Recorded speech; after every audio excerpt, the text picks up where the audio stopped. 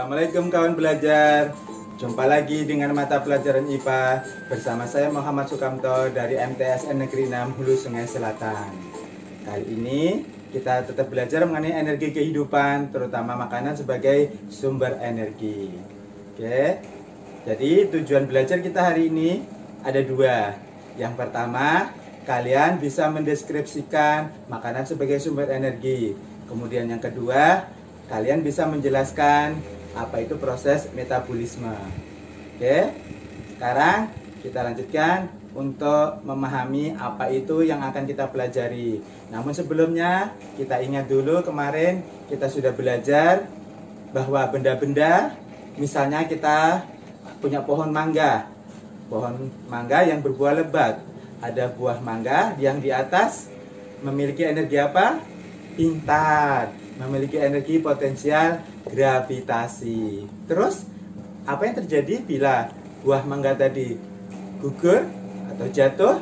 Ya, memiliki energi kinetik. Bagus. Oke, masih ingat ternyata kalian dengan pelajaran kemarin. Terus sekarang bila buah mangga yang jatuh tadi manis, ya kan? Ranum, kita makan. Seger kan? Kira-kira jadi apa ya? Nah, untuk mempelajari itu, maka kita lanjutkan pelajaran hari ini. Namun sebelumnya, kita lihat dulu diri kita sendiri. Seharianan, ya kan? Penuh kita berada di madrasah untuk melakukan apa? Aktivitas belajar. Bagus, ya kan? Selain aktivitas belajar, ada yang suka dengan semangatnya melakukan olahraga, ya kan? Bahkan bisa sampai ke juara. Bahkan itu suatu hal yang sangat positif.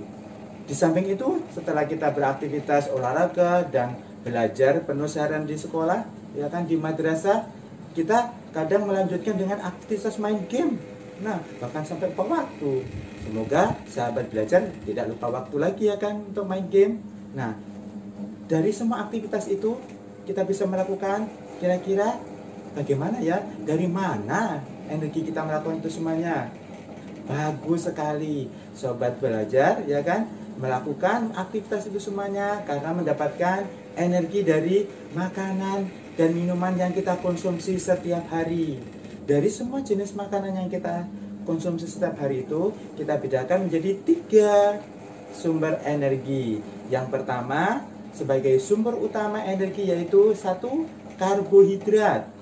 Apa itu karbohidrat? Sebagai sumber utama energi menghasilkan setiap gramnya 4 kilokalori energinya.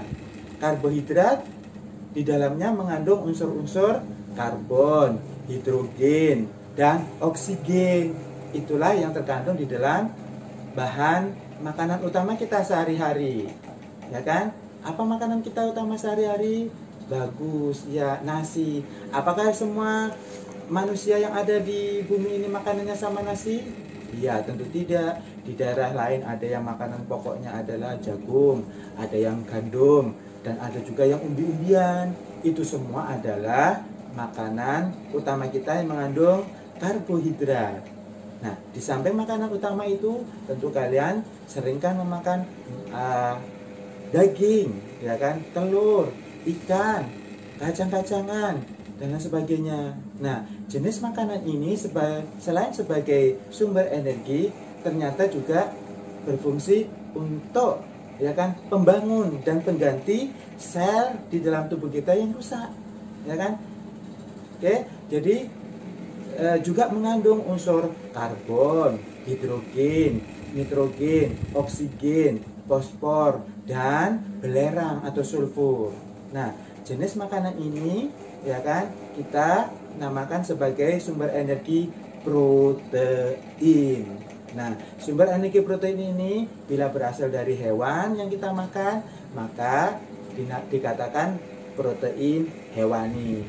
Sedangkan bila berasal dari tumbuhan yang ada di lingkungan kita, dinamakan protein nabati. Bagus. Nah, sekarang yang ketiga, kira-kira apa sumber energi kita? Iya, yaitu yang ketiga adalah lemak. Contoh makanan yang kita konsumsi yang mengandung lemak itu apa? Bagus nih, tampak seperti itu, yaitu ada susu, ada goreng-gorengan, ada jeroan, ada buah alpukat dan lain sebagainya. Kalian tentu suka kan makan itu? Iya, dikatakan sebagai sumber, ya kan, cadangan energi yang menghasilkan 9 kilokalori setiap gramnya.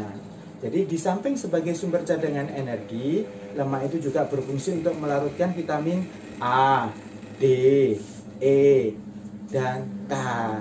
Jadi lemak juga unsur penyusunnya adalah karbon, hidrogen, dan oksigen. Bagaimana kawan belajar? Mudah kan dipahami? Selanjutnya pertanyaannya, bagaimana makanan yang kita konsumsi itu bisa berubah menjadi energi?